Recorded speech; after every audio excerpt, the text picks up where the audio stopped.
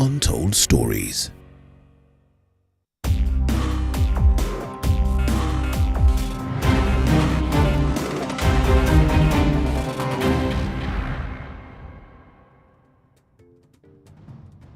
Welcome back. You're watching Pundits Night here on TV 47. My name is Musa Salah. Now, the Jubilee National Management Committee today met to review the decision to kick out William Ruto as the Jubilee Deputy Party Leader. The Deputy President has been on the receiving end of the power wrangles within the Jubilee Party, with his own boss, President Uhuru Kenyatta, asking him to resign. Tonight on our discussion, we'll be speaking with Westlands Member of Parliament Tim Wanyonyi, as well as Sirisia Member of Parliament John Waluke, as well as our very own resident analyst Herman Manyora. Good evening, gentlemen, and welcome to Pundits Night. Professor, just to begin with you, today's meeting comes with a backdrop of an uproar by Deputy President William Ruto's allies, who claim that the President Uhuru Kenyatta has no powers to kick out Ruto as the deputy party leader. And one Nandi Senator, Samson Cherargei is quoted to have said, and I quote, "The National Management Committee has no powers to remove the deputy president as the deputy party leader. That decision can only be made by the National Delegates Convention, NDC. Not even the neck of that Jubilee party has such power." What do you make of this, Prof? Well, I don't understand how the party works, but from my little understanding about how things work, the agenda for the NDC, any National Delegate Conference, does not set the agenda itself. The agenda is set normally by NEC. So I don't understand what Chelge says, and is a lawyer.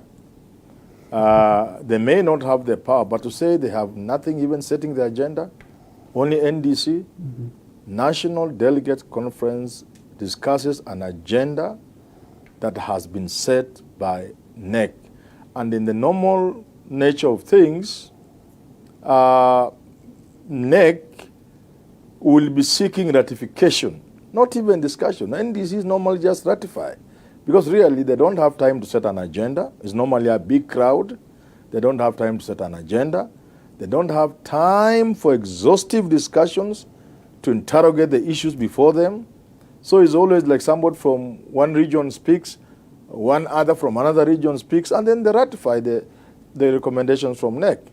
NEC on its part, the way I seem to understand the Jubilee Constitution or workings, they also receives in the same way cascaded down to that management committee. So the management committee is to NEC what NEC is to NDC. So I don't understand what Chelge is saying. Now, let me come to Westlands Member of Parliament, Tim Mheshimiwa. What do you make of that state? I apologize. I'm informed that we do not have Mheshimiwa Tim with us, but let me cross over to Sirisia Member of Parliament John Waluke. Mheshimiwa, it seems that there have been wrangles within the Jubilee Party. Some members of the Jubilee Party who are allied to Deputy President William Ruto, saying that Uhuru Kenyatta does not have the powers to kick out Deputy President William Ruto. What do you think? Your thoughts on that?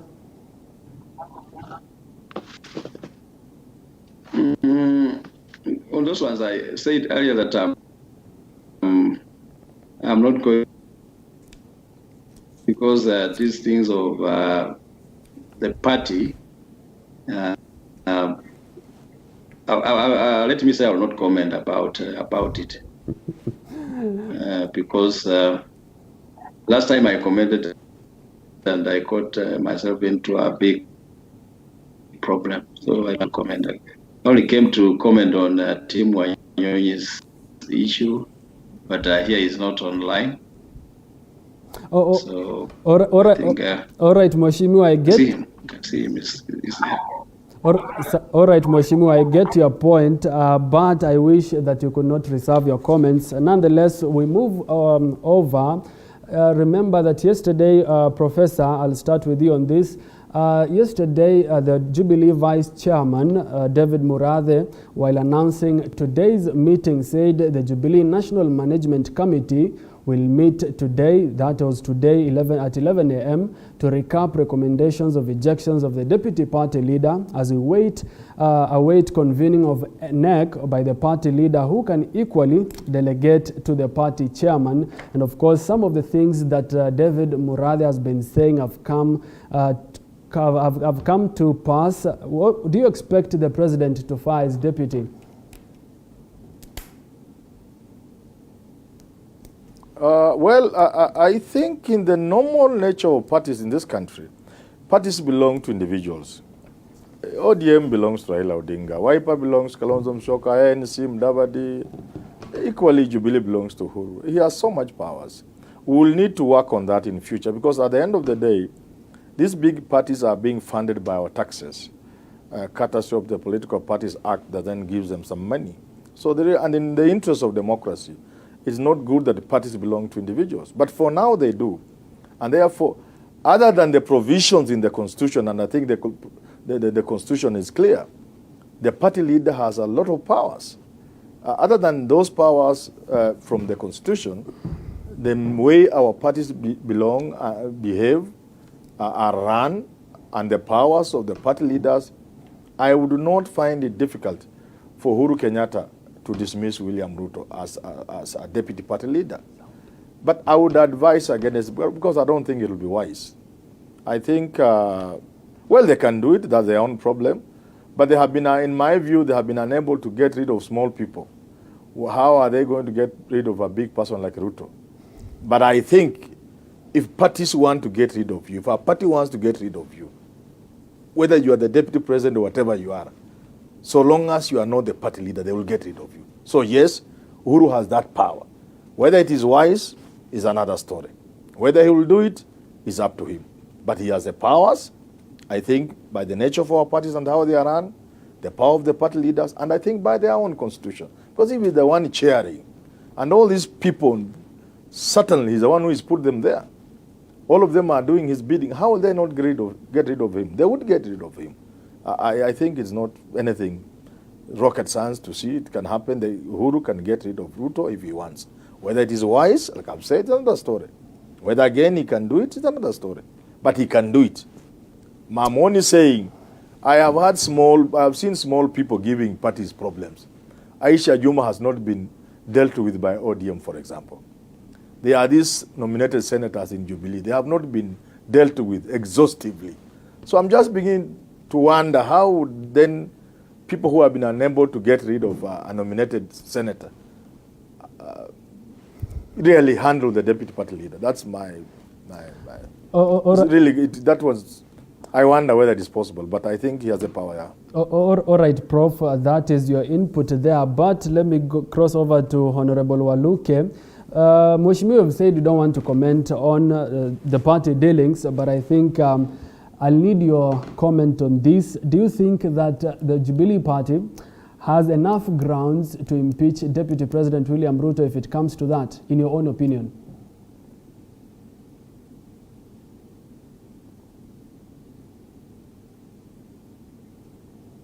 Well, all right. I am told that we have Westlands Member of Parliament, Mheshimiwa Tim Wanyonyi, with us. Good evening, Muhesh. Welcome aboard.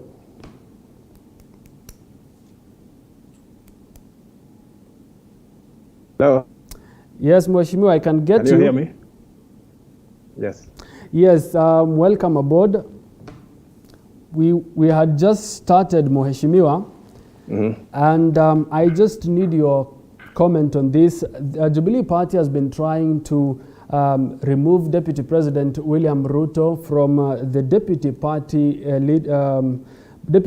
leader position in the meeting that was earlier on today held by the party's top hand. But do you think that if it comes to impeachment of the Deputy President, the Jubilee Party has enough grounds to impeach Ruto? First of all, I would like to say that this is purely Jubilee matter. But when it comes to the Deputy President, it actually goes beyond the Jubilee, because now it will be dealing with a Deputy of the Republic of Kenya. And if they move a motion of impeachment, especially in Parliament, I'm sure it will fail, because I don't think they will get the numbers. And again, they must also look at the kind of impact that this impeachment will cause to the whole nation and vis-a-vis the government as itself. It might bring a lot of issues in the government. All right, Mheshimiwa, but coming to the number issue, it is alleged that there is division among members of the Jubilee Party. And just to say so, Jubilee Advisory Council Chairman Albert Nyaundi, who is also a member of the NEC, denied any split on the quest to throw Ruto out. And I quote, he said, "There is absolutely no split in the party on any issue. The party's top leadership is still as was constituted in 2016. Only the Deputy Secretary General Caleb Kositani was relieved of his duties and replaced by Joshua Kutunyi. But as you said, they'll not get the numbers beside being the ruling party." Let's start with you, Mheshimiwa Tim. Because, within Jubilee itself, all right, the Deputy President has got his own group of supporters. Mm-hmm. And I'm sure within Jubilee itself, they will not even raise the requisite numbers. Mm-hmm. They won't meet the threshold, even in Parliament. Mm-hmm. Because even in Parliament, even beyond the Jubilee, there are people who actually are supporters of the Deputy President, whom we know very well. They are there. Mm-hmm. And it will be a tall order for Jubilee to do that kind of. In fact, it will be a motion of self-defeatist, because it is going to impeach the same government that they are serving. A Deputy President is serving in the government of Jubilee. You bring an impeachment motion against one of your own. Mm-hmm. That is a motion of no confidence in your own government. Mm-hmm. Well, Professor Haman, I just want to get your input on this. There have been several nominated senators who have been kicked out of the ruling party, some of them including Senators Mwaura, Millicent Omanga, Mary Senator, Falhada Deko, among others. And now the Deputy President is a victim of this discipline, as they call it. Would you say Jubilee is punishing and isolating its members for supporting the Deputy President? Well, that is obvious. It may not be seen as punishing, but it may be moving a few things here and there.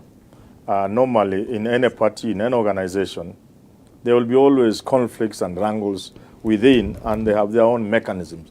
Sometimes it gets out of proportion, and the kind of things we see happening in Jubilee do happen. The disciplinary matters, quietly, loudly. It could get to expulsions, the Kano style, and we are seeing that happening now. So these are normal things whenever there's an organization. You see it is happening in ODM.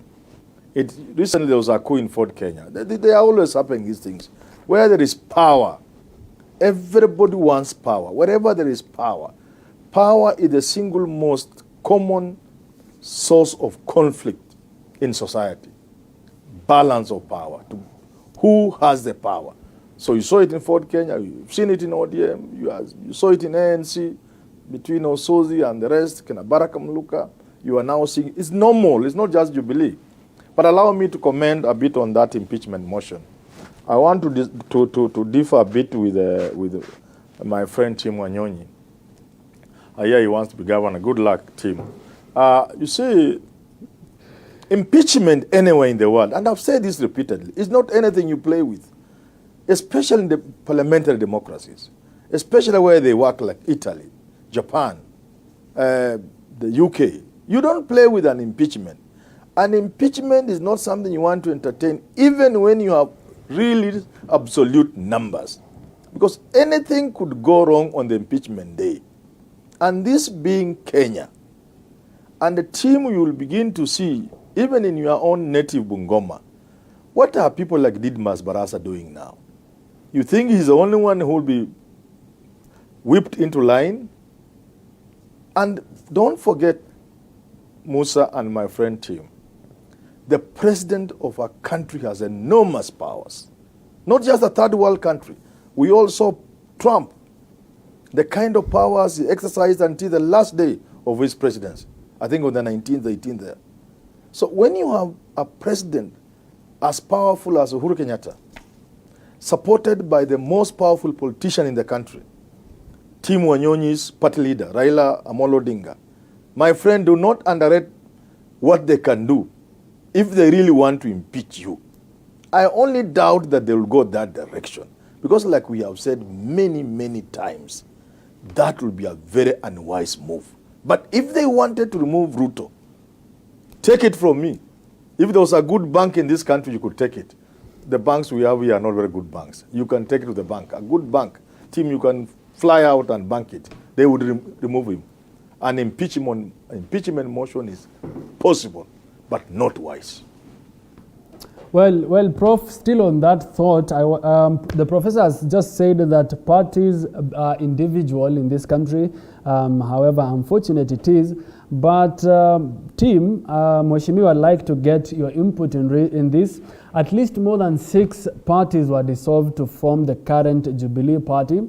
And while the opponents at the time formed a coalition, the NASA coalition, which I presume you are part of, the leaders of the NASA parties remain to be leaders of the individual parties. Would you say dissolving the parties that formed the Jubilee Party, including Rutos, was Ruto's greatest misdoings at the time? In mature democracy, people don't dissolve their primary parties to join a coalition.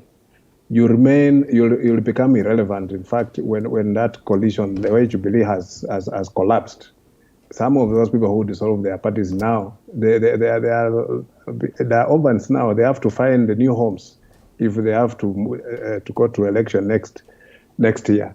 So it is always advisable, and it's always wise, as I can borrow the word from Honorable Manyora, that it is not wise to dissolve your party. It is better to join in a coalition with your team, and you can have a bargaining power. But when you dissolve, it means that you are completely now without any base, but you depend on the new outfit that you have formed. So for me, NASA coalition was more solid than the Jubilee coalition, because that was a loose coalition that brought together people who had solved their parties and they're coming in as individuals, not as organizations. But in our NASA coalition, you see, even if we keep on quarreling here and there, but NASA is still there. NASA is still there because the ODM, Wiper, Fort Kenya, and ANC, none of them has walked out. They are still there. Mheshimiwa, are you sure they walked? They are still intact? Because a few weeks ago, the NASA publicly came out with their wrangles to wash their dirty linen in public, rather. Are you sure that NASA is still in existence? What you see in public it shows that NACA is not there. But on paper, legally, if you got the registry of political parties, none of them has resigned. None of them has walked out. So the NASA coalition is still there, is still intact, but not functional. Mm-hmm. Well, Professor Manyora, I think Tim says that legally, on paper, NASA is still in existence, but Deputy President William Ruto, the new party, the new political outfit, the United Democratic Alliance, which is sort of most of the members of parliament and politicians who are aligned to his side have been in and are rather coming out to support. Out of the 6 candidates it fielded in the various recent by-elections, UDA only won in Msambweni constituency and London ward, and even failing to front a candidate in the Jubilee in the Juja by-election. Was UDA a way of Deputy President William Ruto testing the political waters ahead of the 2022 general elections?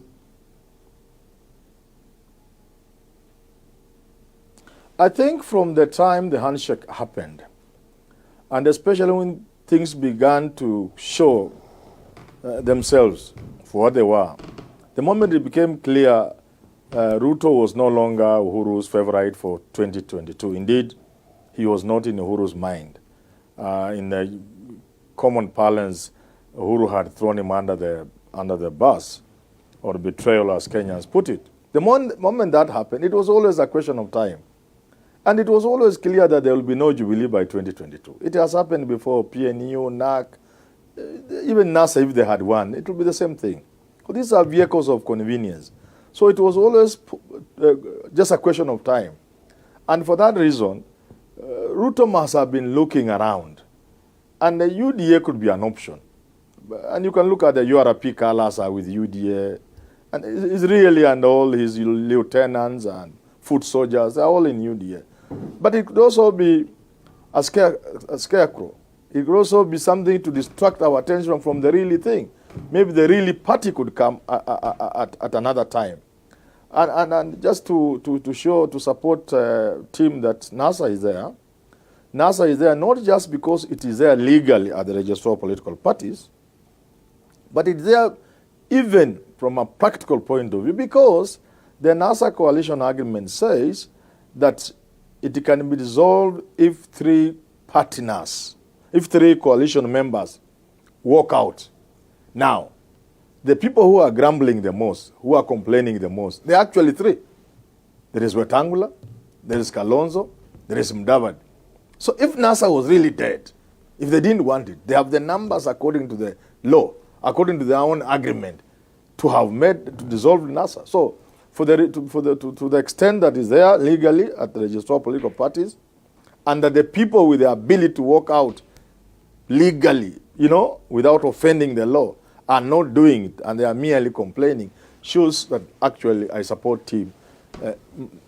NASA is there, only a little quarrels, sibling rivalry, some little money was given to ODM, they didn't want to share with the rest of these other people, team and these people hoarded the money, the political parties fund, and the other issues here and there swearing in, but these people are still together. At the end of the day, and I've always argued why they are still together, none of these people can walk out alone. Never. If Mudavadi walked out, where will he go? If Kalonzo walked out, where will they go? Even Raila. These people are together in this thing. The sooner they realize that, the better. Because they will not walk out. Even Raila will not do it alone, smart as he is. Even these three fellows joined by Gideon, I want to announce to them, they are dead on arrival.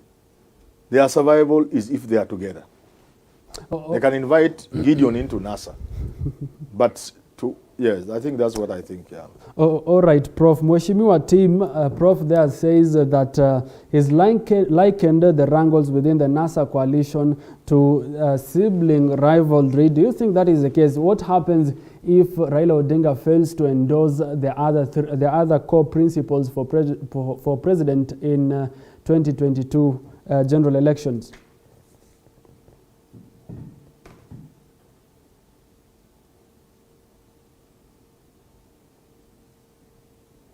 Mohesh, I think you're on mute.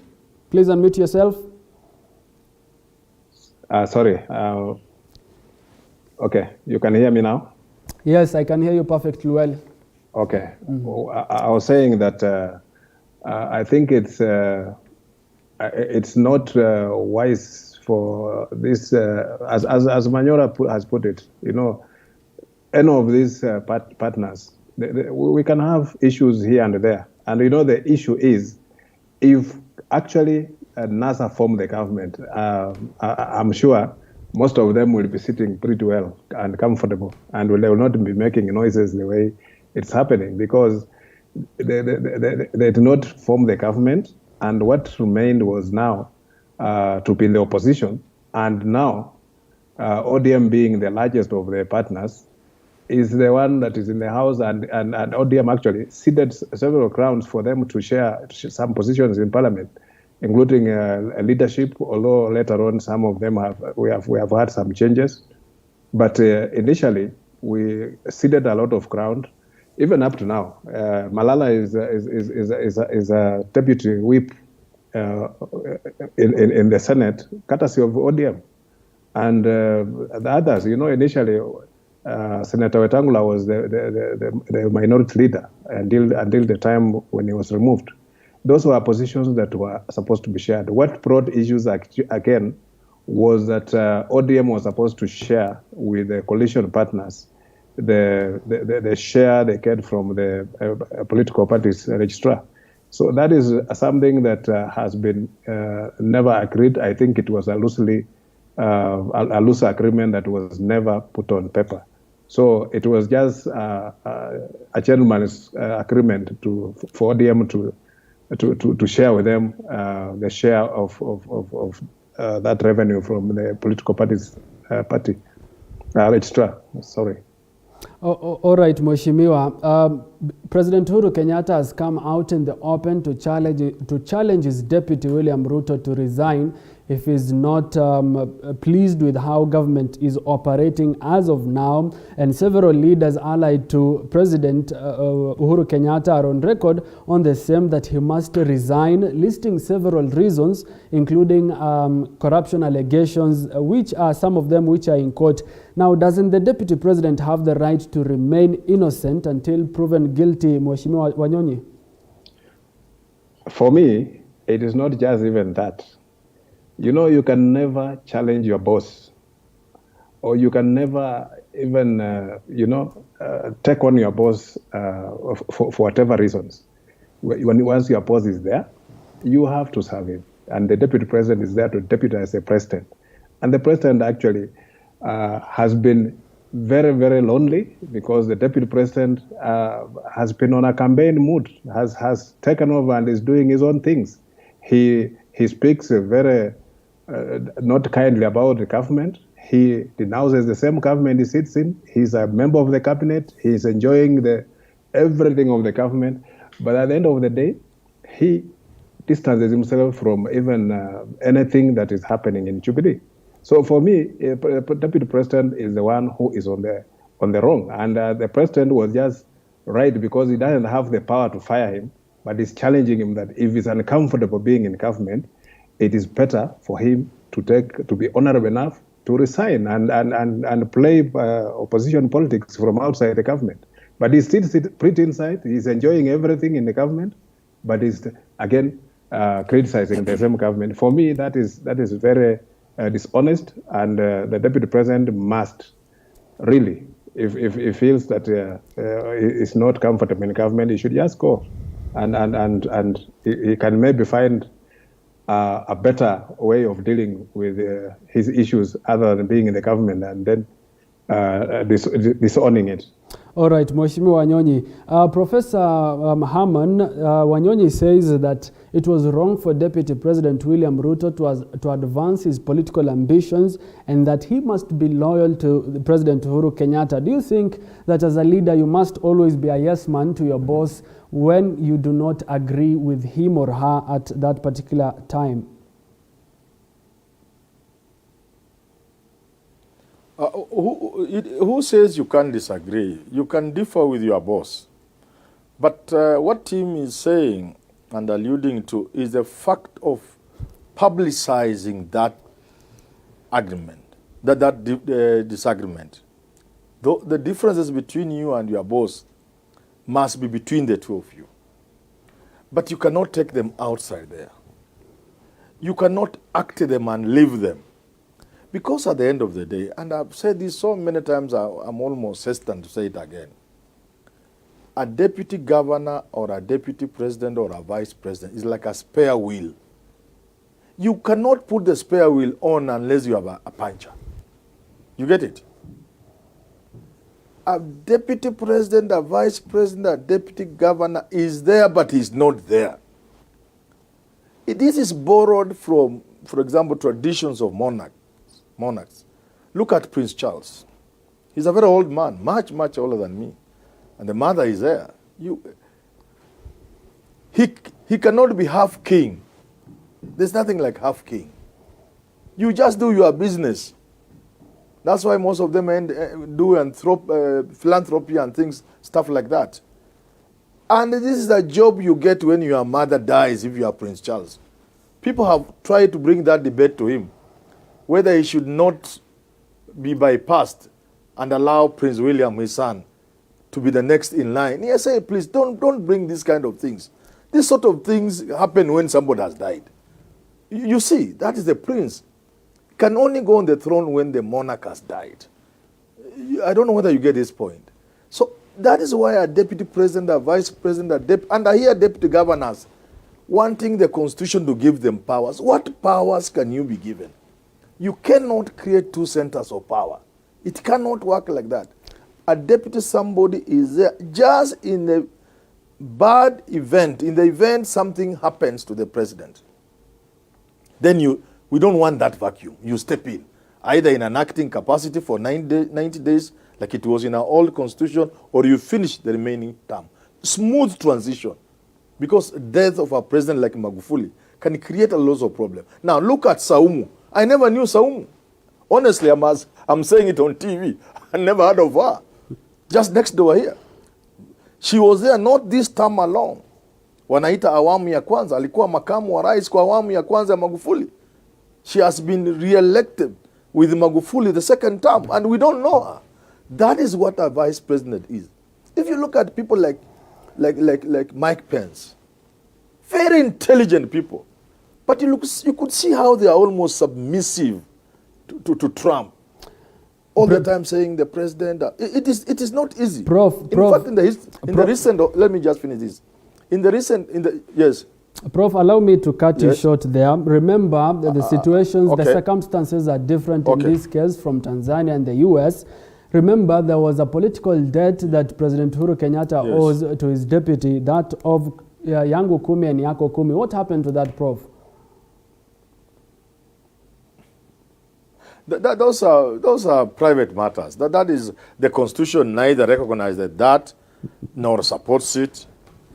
It is not in our tradition. It is not in our practice. It is nowhere, actually. It was just, actually, if you ask me, Uhuru was just campaigning. He wanted his second term. So first term, we work with you. We get it. We avoid ICC. We get to power.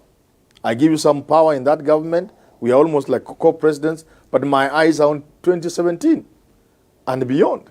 So like in Shakespeare, the third person having helped Mark Antony and Nani to get power, they said, let it release him like a donkey. He was carrying gold.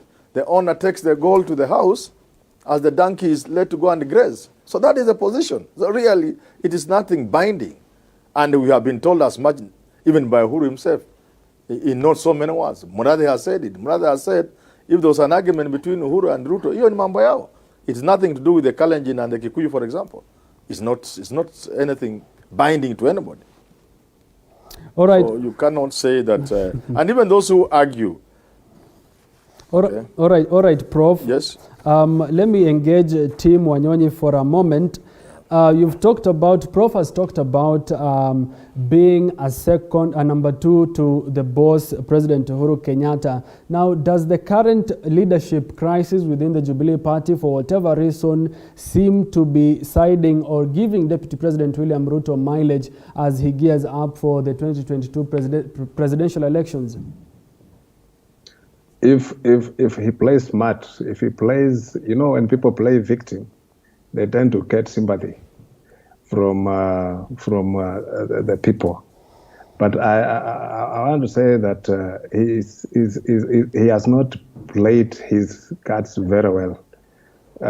You can see even what has come out of the three by-elections where they fielded their candidates. It has been a disaster, and now it's even seemingly to be a storm in his own backyard between his followers and the people who are actually marked to manage the by-elections. So what the deputy president should do is he should. In fact, sometimes they say wisdom is in the silence. You can keep quiet and just be as relevant as somebody who has never been there, but you're still there. So you remember the best example is President Moi. He worked under President Kenyatta for 12 years, and Moi was so submissive to Kenyatta until when Kenyatta passed on. Moi taking over was a smooth transition, although there was a little noises here and there, but the whole cabinet rallied behind him, and he succeeded. Can the deputy president do that if Uhuru exited from power today? he'll have to struggle to win confidence of the cabinet today. So for me, it should be play smart, and sometimes it is good for him to retreat and try to analyze what is going on before even engaging in public rhetorics. All right, Professor, I'd like you to respond to that as well. But before you do, Tim has brought out quite an important issue, the issue of sympathy, that Deputy President William Ruto could gain the sympathy of Kenyans, and he has been driving this hustler narrative. Now, does that give him mileage too? Yeah, certainly. Is it me or Professor? When somebody plays the victim, they always come out. Yes? Continue, Prof. Continue, Prof. I think it was me, eh? Mm-hmm. Yeah. Whenever people play victim, the victim card, they come up with some capital. And the Ruto has effectively done that. He has played the victim. He says he's being persecuted and harassed. He has said that his people are being finished. He has said the system is using DCI, is using the judiciary, is using ESCC, is using KRA, is using all manner of state instruments to frustrate his people. And he gets capital out of that because of the sympathy. So yes, it works. And that's why we have said it will be foolhardy on the part of Jubilee and the President of the Republic of Kenya to impeach the President. I've said it is possible, but he will get a lot of sympathy. In fact, these things they are pursuing within the party. If I were to advise them, they should stop. Because he continues reaping from it. Unless you want to be that decisive. If you want to be very decisive and do something, go ahead. Lakini kumchapa kidogo, then he has maybe 10 votes. At the end of the little beating you give him, he gets another 5, he has 15. And he's moving towards 2022. It is not intelligent in my thinking. It's not wise at all to make him keep reaping. And in terms of what Tim is saying, again, it's true. It is true that, and even writings all over, and history is full of examples. Of course, the best known book is The Prince by Machiavelli. You know, it's true that when you are a deputy, you hide yourself. Don't show your abilities. You'll come and show them later. Because the king does not want a competitor. So he will cut you. And William Ruto has shown his self way before the thing. For that reason, he has attracted a lot of enemies to himself. If, like Tim is saying, he had played smart, this thing was going. I understand he's human. Maybe I would have done the same. The moment the handshake happened, any one of us would have been jolted. And whenever you are jolted, the tendency to overreact is there. So I think Ruto must have overreacted from the handshake. And I don't understand why he didn't get out of it soon enough to go back and play it cool. Because showing the lion your hand like this, it will bite you. The system, I have argued before, the system is powerful. People don't like to hear this. The system is powerful. And if you go head on against the system, you must be very lucky to win. Because I do not think William Ruto is half as powerful as Raila was in 2007. I don't think. I don't think William Ruto is as powerful and with the punch that Raila has had 2017, 2013. And yet he didn't get the presidency. Many people believe he won in 2007. Many people believe there were one or two things happened in 2013. The Supreme Court ruled that the game was not fair in 2017. And yet Raila didn't get it. And Raila has the capacity to put this country at a standstill. He can, when he says there's a holiday in Nairobi, and there's a holiday. This is a very powerful man. Yet, because he was facing the system, he couldn't get to State House. Maybe he's now wiser. And therefore, I very much doubt taking on the system head on. Maybe it will work for the first time. So we need to wait and see. All right. I doubt that it can work. All right, Prof, we've talked about sympathy. It seems that Deputy President William Ruto is now synonymous with the wheelbarrownomics and all that. And the new party that seems to have its own symbols as wheelbarrow is the UDA, which we've talked about, that it seems that it is crumbling. I don't know if it is crumbling or it is just loser fatigue. What do you make of that team?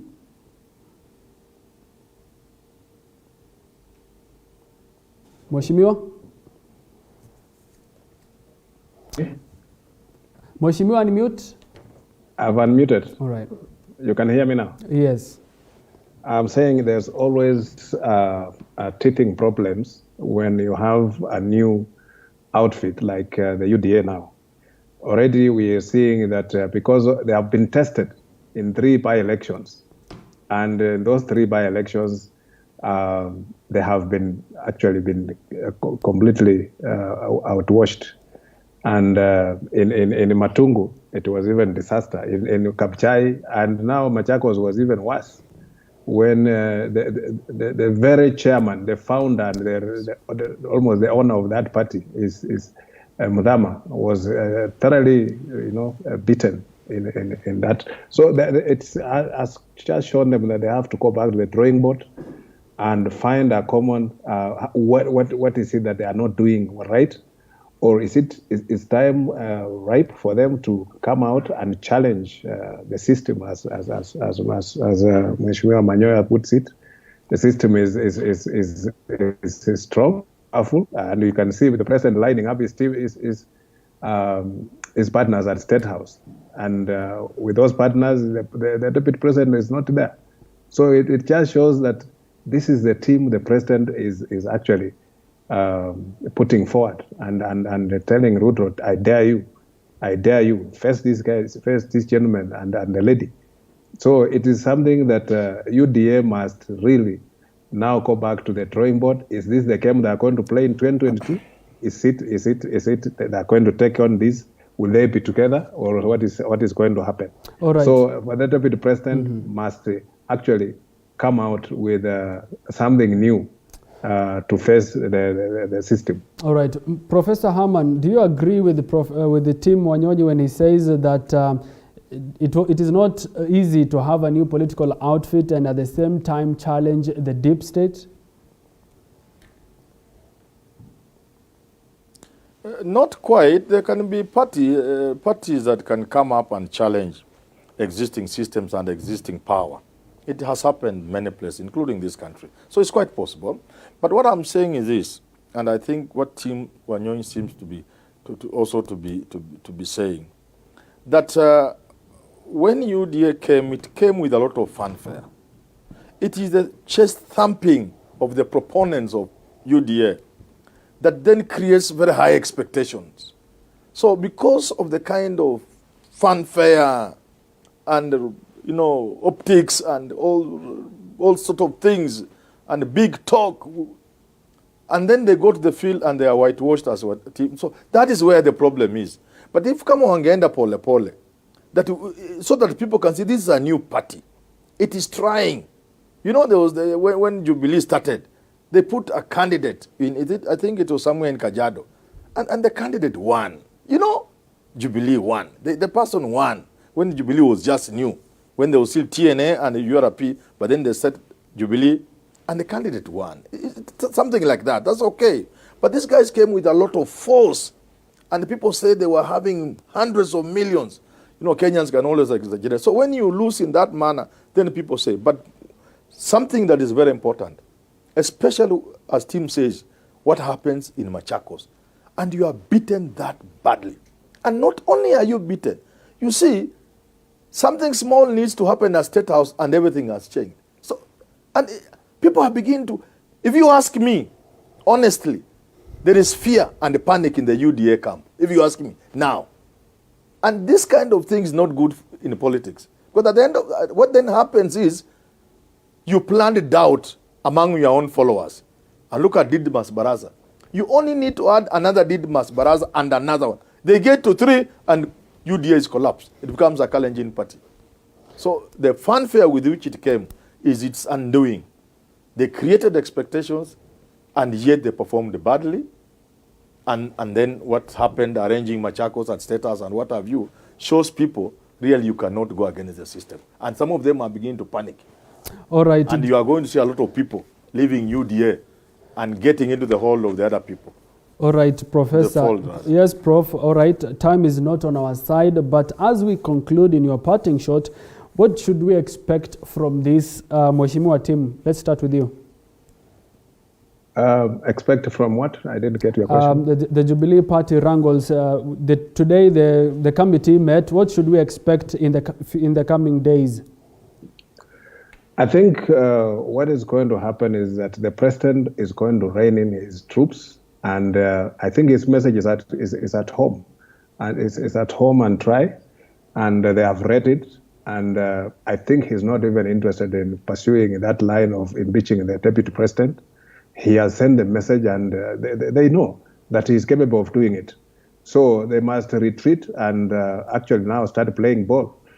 And what we need now is a stable government going forward. We want President Uhuru to leave the country in a good state, and we also want him, when he exceeds, to have a smooth transition of power so that he manages the transition properly, and also he manages the affairs within his own backyard properly, so that it does not spill over to other quarters, because if it does, it may mess up a lot of things, and it can even spoil the party for him. So we are expecting that the president will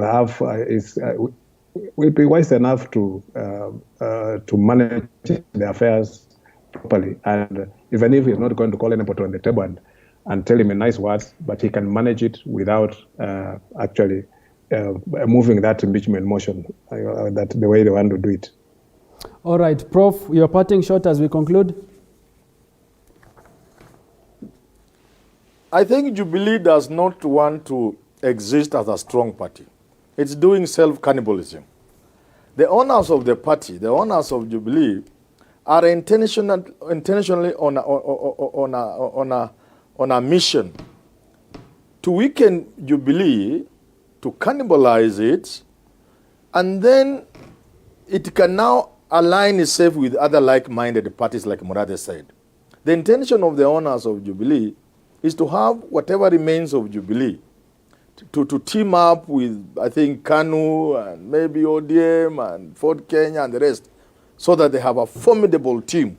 That is not possible if there's going to be a domineering Jubilee. And for that reason, I think Ruto had better begin taking a walk, because there's no Jubilee for him. Fighting the wars, and these are intentional. If I were to advise him, I know I have half a second, so I won't do that.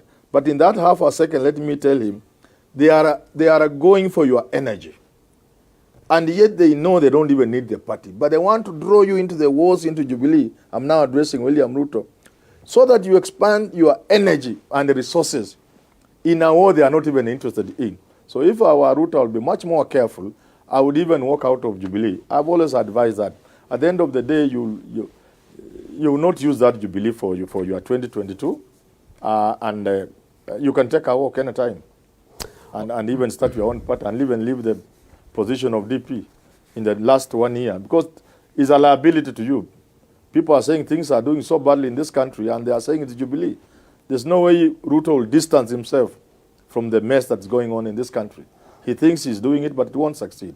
All right. My advice to him, don't waste your energies fighting wars in Jubilee. Well, gentlemen, we've come to the end of the show. Many thanks for making time for us here on Pundits Night. It's always a pleasure having you on board. We somehow lost